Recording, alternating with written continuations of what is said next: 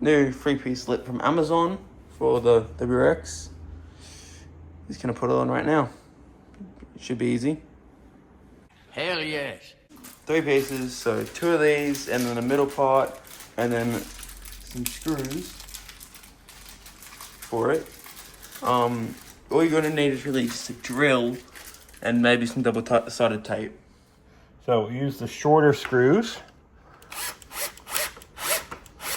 to hold it together. Because if you use the long screws, like I just found out, they're going to go through the top. But it's all right, not going to see too much of that. We'll get the other piece and screw that in now too.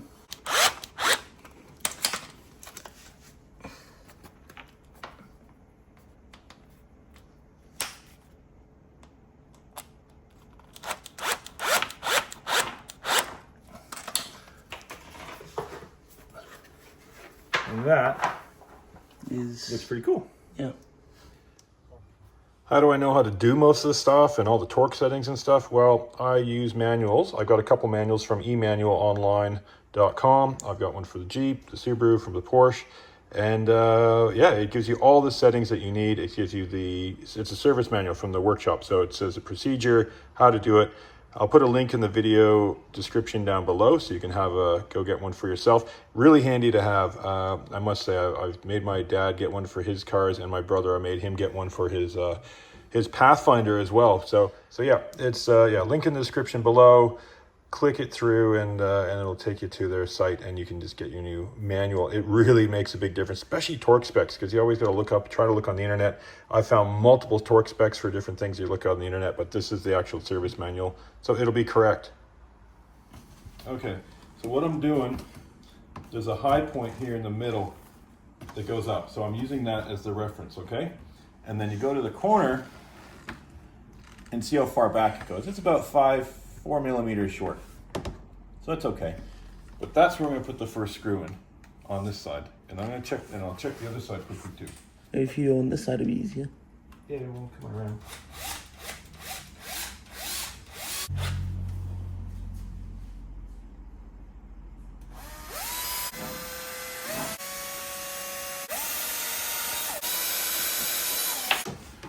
Okay, so it's it's not a perfect fit, but it's pretty good. So what I'm doing, I'm just going to go by what fits in the front first. And yeah, there's a few I really probably should have touched. Well, I'll do it after.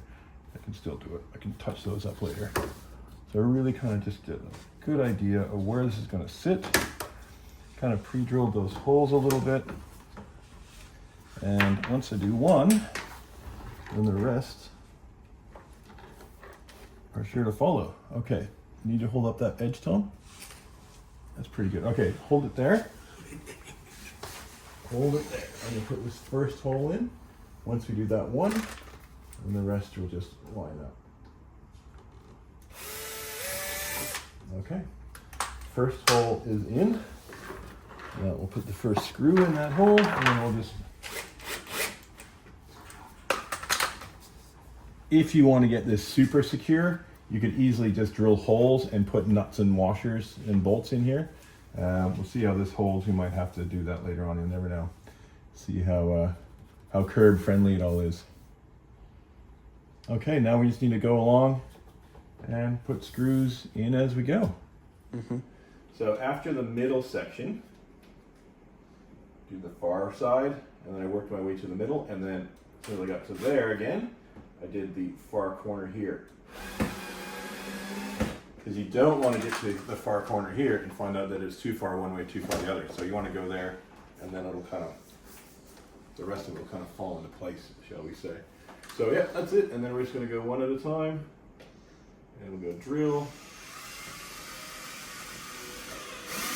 Little pilot hole, and then we'll put a screw in it. And then we'll keep going. Just keep going all the way along.